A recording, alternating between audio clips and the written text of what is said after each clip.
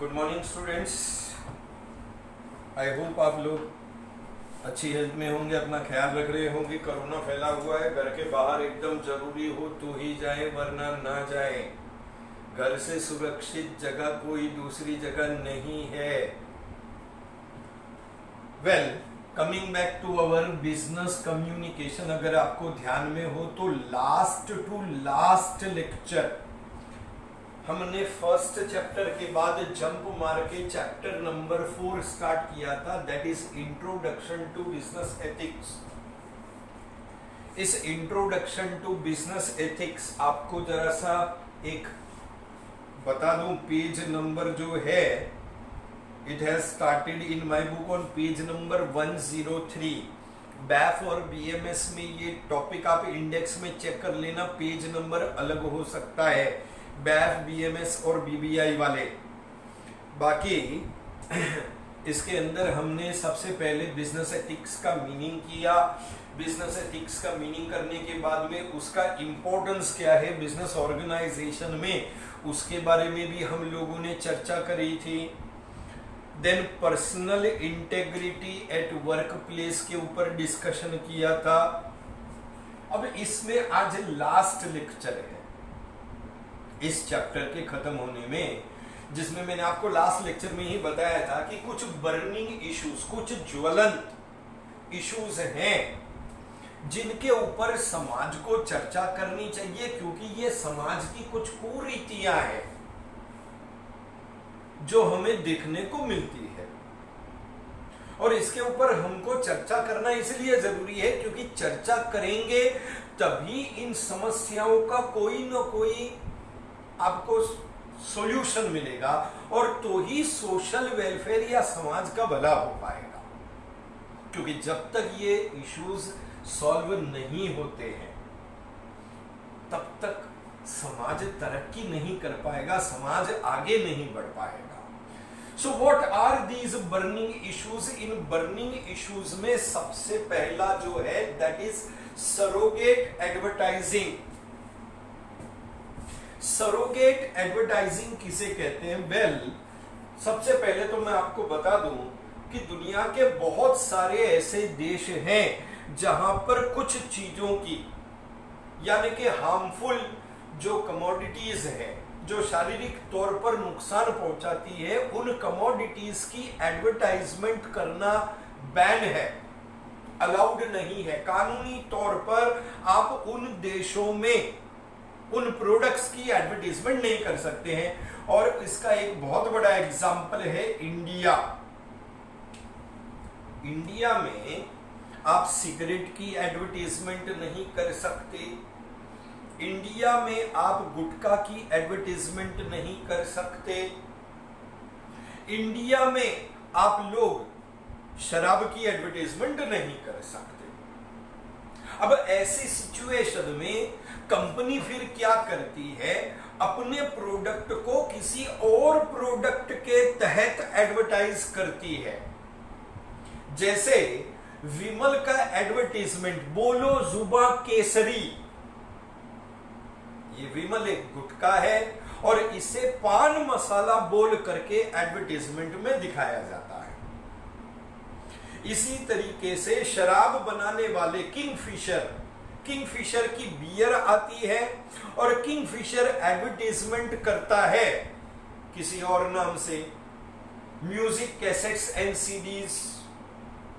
एक और एक एडवर्टाइजमेंट देखी होगी, ये नंबर 1 यारी है। ये नंबर 1 क्या है? पूरी दुनिया जानती है ये नंबर 1 मैकडॉल्स विस्की की एडवर्टाइजमेंट है, लेकिन इसे यारी के नाम से, यानी कि फ्रेंडशिप के नाम से एडवर्टाइज किया जाता है। So when some product which is banned और which is not allowed to be advertised, one product advertised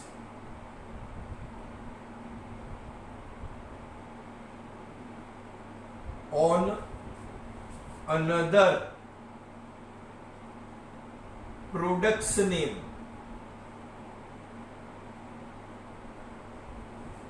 यानी कि उस प्रोडक्ट की एडवर्टीजमेंट अलाउड नहीं है, तो कंपनी उस बैन से बचने के लिए, क्योंकि प्रचार तो करना है सेल बढ़ाने के लिए, लेकिन प्रचार अलाउड नहीं है, तो कैसे करेंगे? जैसे मैंने कहा ना कि मैकडॉनल्ड्स नंबर 1 विस्की है, सेल बढ़ाने के लिए उसको एडवर्टीजमेंट किया जाता है नंबर 1 यारी के नाम से।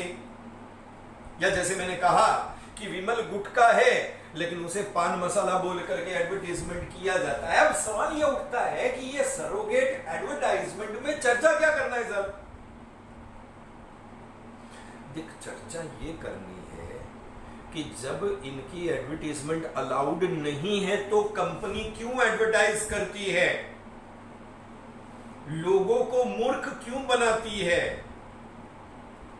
Why do they advertise it in some other product's name? ये पहली बात कि क्या कंपनी सही कर रही है, क्या ये एथिक्स के खिलाफ नहीं है कि आप एक ऐसा प्रोडक्ट एडवर्टाइज कर रहे हो किसी दूसरे प्रोडक्ट के नाम से जिसकी एडवर्टाइजमेंट अलाउड नहीं।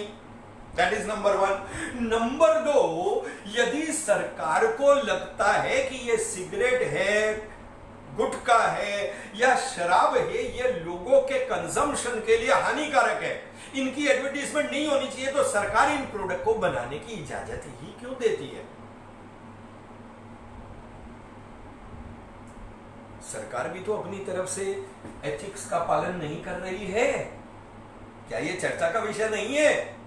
सरकार ने एडवर्टीजमेंट बैन कर दिया। एडवर्टीजमेंट क्यों बैन किया? क्योंकि लोगों की सेहत के लिए अच्छा नहीं है। जब सेहत के लिए अच्छा नहीं है तो एडवर्टीजमेंट ही क्यों बैन किया? प्रोडक्ट ही बैन कर देना लाइसेंस क्यों देता है शराब बनाने वाली कंपनी को? एक तरफ सरकार प्रचार करती है कि प्लास्टिक का इस्तेमाल ना करें, और दूसरी तरफ प्लास्टिक की थैली बनाने वाली कंपनी को लाइसेंस किसने दिया? सरकार नहीं दिया ना। तो कौन सही और कौन गलत है? वो चर्चा का विषय है। That is surrogate advertising. Surrogate advertising के बाद में देखो आपको नेक्स्ट जो टॉपिक मिलेगा, दैट इज इंटेलेक्चुअल प्रॉपर्टी। देखो, ये जो डिस्कशन हम कर रहे हैं ना, इसमें हम किसी भी डिस्कशन में किसी फाइनल कंक्लूजन पर नहीं पहुंच पाएंगे। क्यों नहीं पहुंच पाएंगे? क्योंकि ये बर्निंग इश्यूज हैं, इनका सॉल्यूशन अगर निकल गया होता तो हमें इसकी चर्चा नहीं करनी पड़ी होती।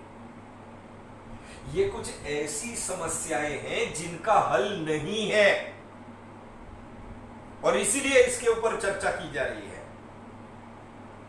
तो जैसे फर्स्ट वाले में मैंने आपको बताया कि क्या कंपनी सही है या गलत है, या सरकार सही है या गलत है, उसके ऊपर अगर चर्चा करें तो कोई समाधान निकल पाएगा। इंटेलेक्चुअल प्रॉपर्टी किसे कहते हैं? इंटेलेक्चुअल प्रॉपर्टी, सबसे पहली बात तो आपको समझना होगा, it is a creation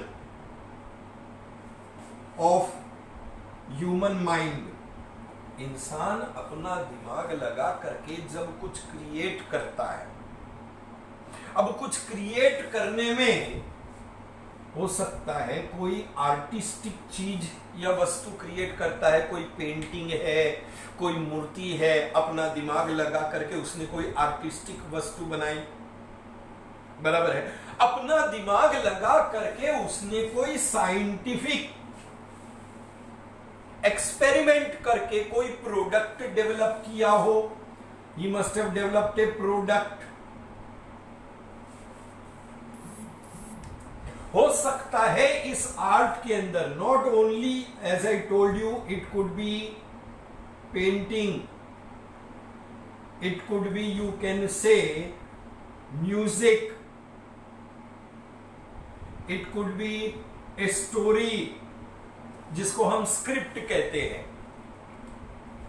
product के साथ साथ कोई सर्विस भी हो सकती है। दिमाग लगा करके किसी चीज का आविष्कार करना, किसी चीज को क्रिएट करना, that creation of mind is known as intellectual property. अब मैंने मान लो दिमाग लगा करके कोई म्यूजिक या कोई सॉन्ग बनाया,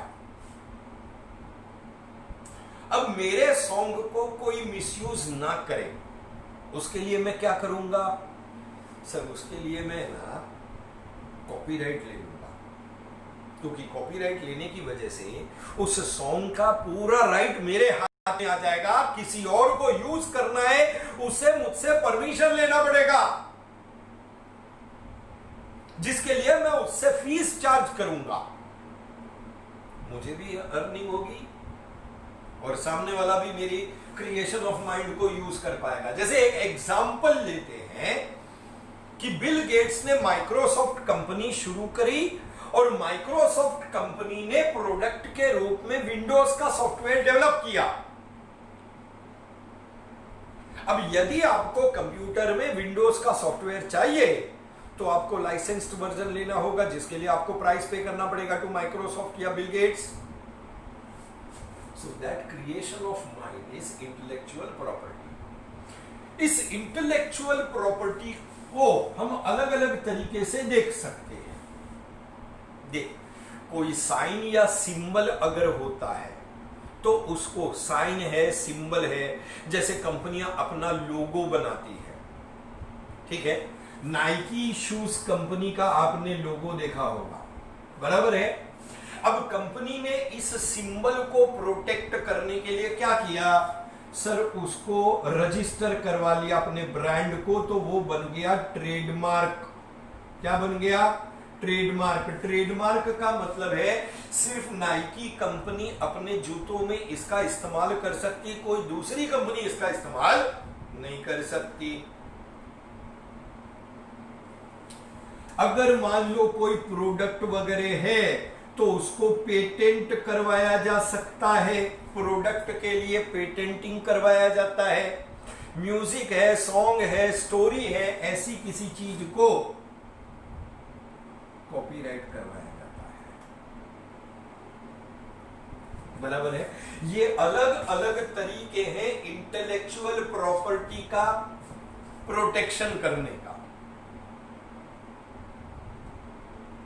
अब मेन चीज क्या है, इंटेलेक्चुअल प्रॉपर्टी मैंने अपना दिमाग लगा करके क्रिएट कर लिया, मैंने उसको पेटेंट भी करवा लिया,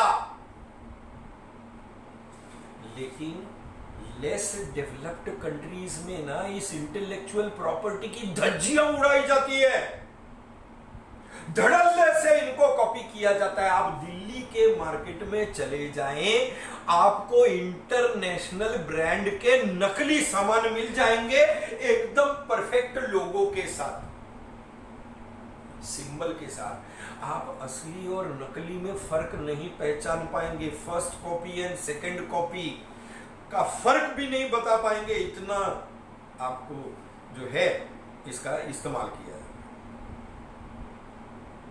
जाहिर बात है, इसमें बेचारी जो कंपनी है जिसने इतना पैसा रिसर्च एंड डेवलपमेंट में खर्च करके किसी प्रोडक्ट को डेवलप किया, उसको पेटेंट करवाया, अब उल्लासनगर वाले या दिल्ली वाले या उत्तर प्रदेश में गाजियाबाद वाले उसको कॉपी करते हैं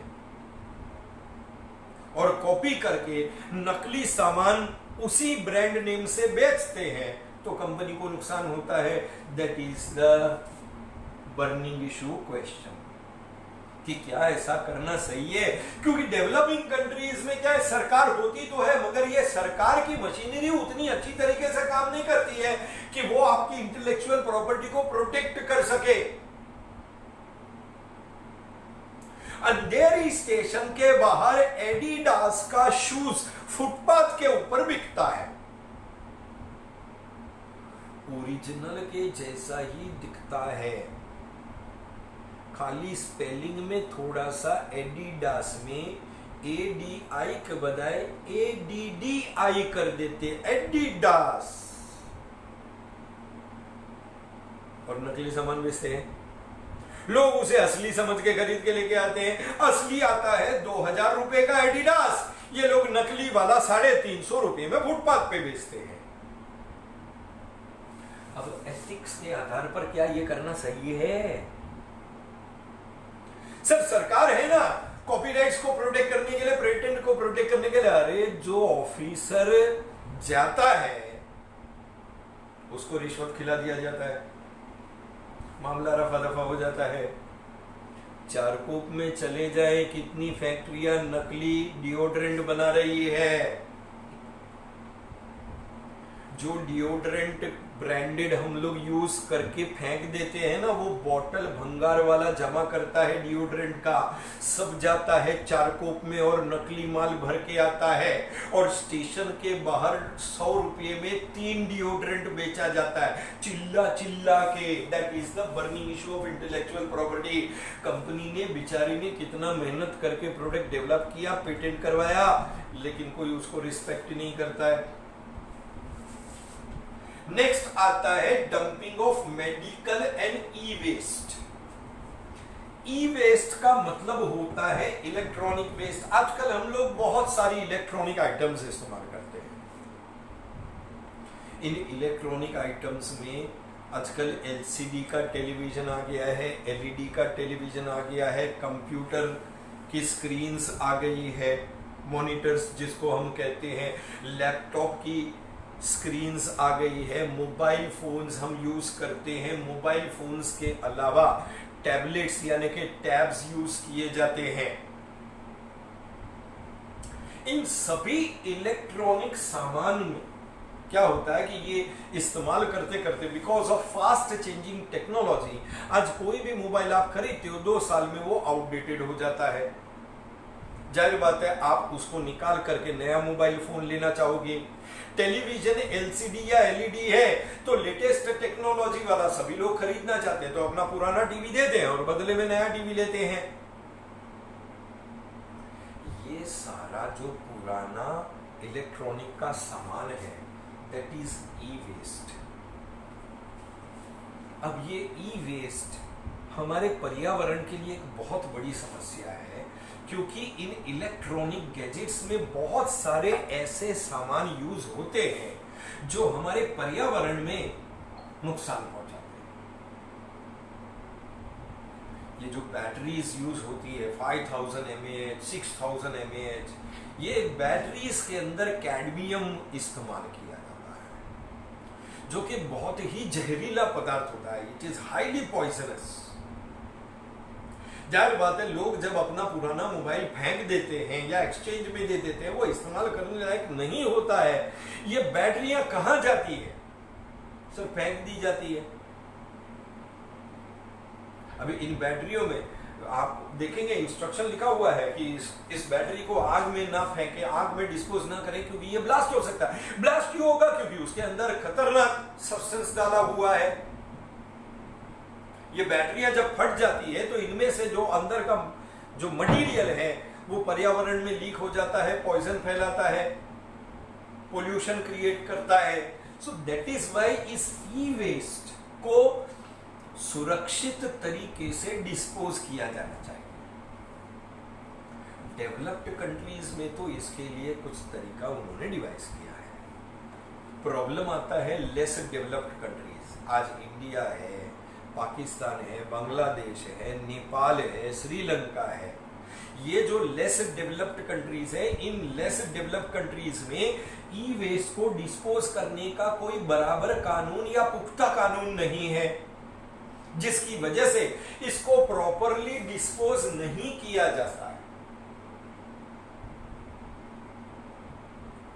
बांद्रा में कबाड़ी वाले हैं।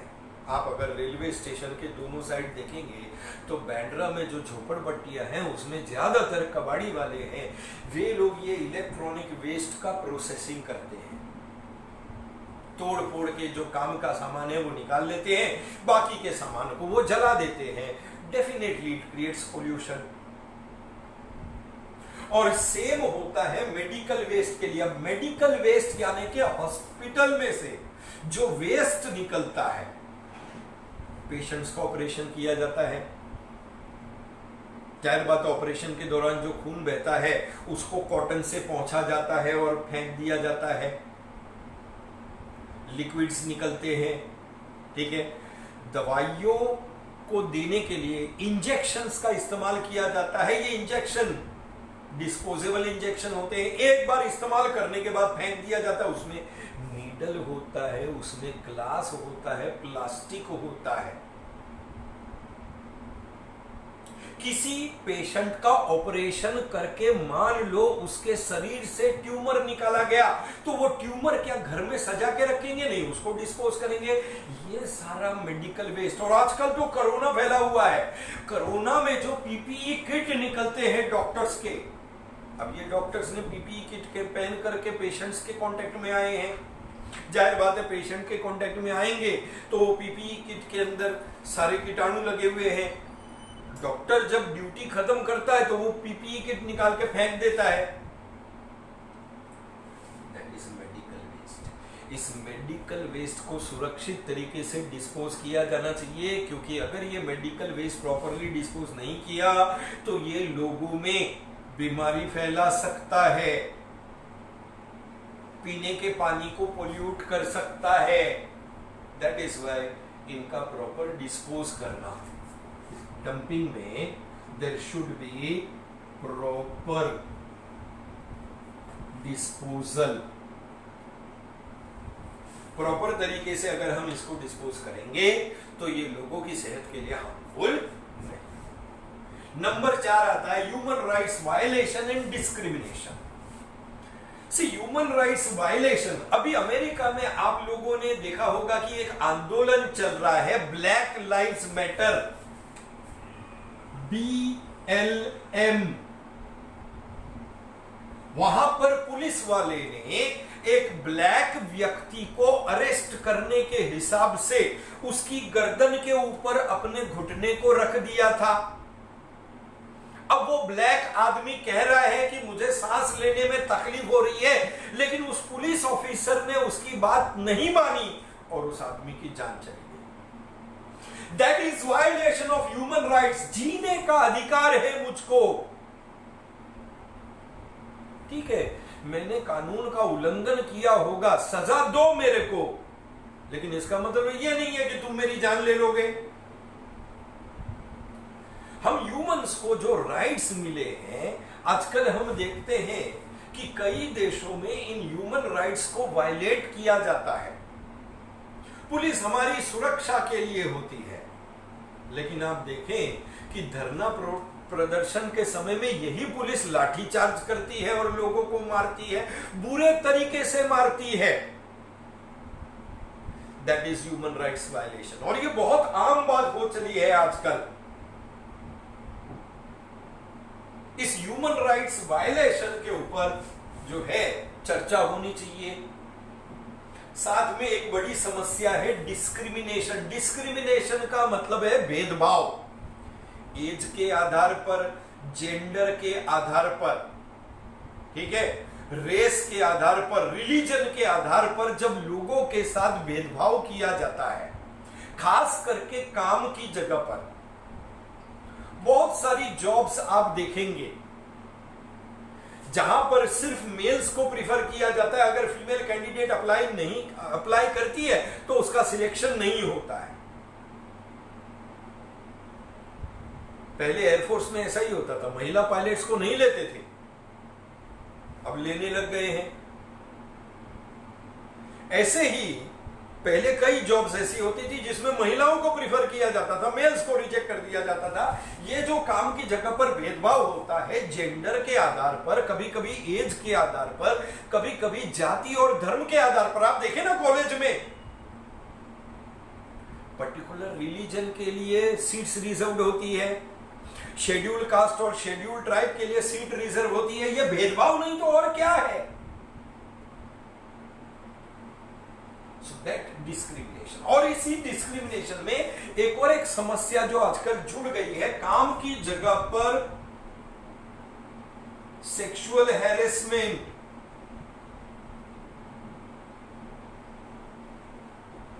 काम की जगह पर महिला एम्प्लॉइज जो हैं बढ़ती जा रही है। ऑफिसेज में, फैक्ट्रीज में इन महिला एम्प्लॉइज के साथ जो मेल एम्प्लॉइज हैं वो उनको हैरेसमेंट करते हैं, उनका सेक्सुअल एक्सप्लॉयटेशन करते हैं। प्रमोशन देने के लिए, इंक्रीमेंट देने के लिए इन महिलाओं का फायदा उठाया जाता है। And that is human rights violation, discrimination and sexual harassment। कहां पर?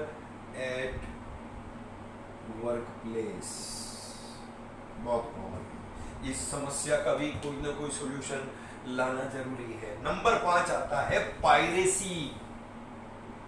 पायरेसी का मतलब होता है चोरी करना। इलेक्ट्रॉनिक मीडिया में एक प्रोड्यूसर करोड़ों रुपए खर्च करके एक पिक्चर बनाता है। वो पिक्चर क्यों बनाता है? क्योंकि ये पिक्चर सिनेमा हॉल में लगेगी, लोग टिकट खरीद के देखने के लिए आएंगे, तो प्रोड्यूसर को इनकम होगी। लेकिन बहुत सारे लोग क्या करते हैं, इंटरनेट पर जा करके कुछ साइट से, उन साइट से वो लोग मूवी को डाउनलोड कर लेते हैं और फ्री में देख लेते हैं। That is piracy. गाने का कॉपीराइट है, लेकिन इंटरनेट के ऊपर आप देखें, कुछ गाने के ऐसे साइट्स हैं जहां पर आपको कोई भी गाना फ्री में देखने के लिए, फ्री में सुनने के लिए मिल जाएगा। That is piracy. कॉपीराइट का बेसिकली उल्लंघन होता है। इसमें बेसिकली जो प्रोड्यूसर होता है, जिसने मूवी को प्रोड्यूस किया है या सॉन्ग को बनाया है, उसको ह्यूज लॉसेस होते हैं। Why? Because people are watching their movie without paying for it.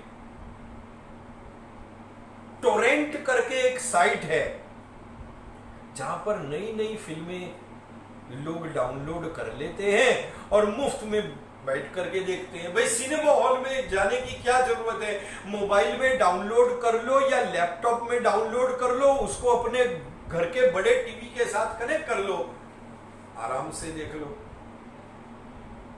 इससे प्रोड्यूसर को लॉस होता है। तो ये पायरेसी की समस्या। नंबर 6 है इंश्योरेंस। इंश्योरेंस 12th स्टैंडर्ड में आपने organisation of commerce and management में किया है। बेसिकली इंश्योरेंस जो है वो प्रोटेक्शन देने के लिए होता है। अब इंश्योरेंस बर्निंग इशू क्यों है? इंश्योरेंस बर्निंग इशू इसलिए है क्योंकि ये जो इंश्योरेंस के एजेंट्स होते हैं ना, जो इंश्योरेंस की पॉलिसीज बेचना चाहते हैं, वे लोग अपनी सेल्स को बढ़ाने के लिए लोगों को डराते हैं। हे तू मर जाएगा, तेरे को ब्लड प्रेशर हो जाएगा, हॉस्पिटल का लाखों रुपए का बिल आएगा, तब तू क्या करेगा? इस तरह से लोगों को डरा के उन्हें पॉलिसीज बेचना, क्या ये एथिकल है? नंबर 1। नंबर 2, इंश्योरेंस कंपनी जब पॉलिसी का डॉक्यूमेंट बनाती है तो बहुत सारे हिडन क्लॉजेस होते हैं। बेचारे को पैसा मिलता ही नहीं है। कितने सारे लोगों ने मेडिक्लेम लेके बैठे थे, एकदम खुश थे कि यार अपने को तो कोरोना होगा, हॉस्पिटल का बिल आएगा तो कोई टेंशन नहीं। कोरोना हुआ, लाखों का बिल आया और इंश्योरेंस कंपनी ने खाली मेडिकल एक्सपेंसेस का पैसा दिया, पीपीई किट का पैसा नहीं मिला। वो जो 40,000 का इंजेक्शन था ना, उसका पैसा नहीं मिला।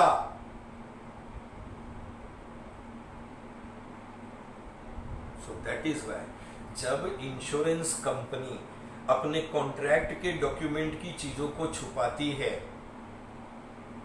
अपनी पॉलिसी को बेचने के लिए लोगों को डराती है, that is unethical and that is why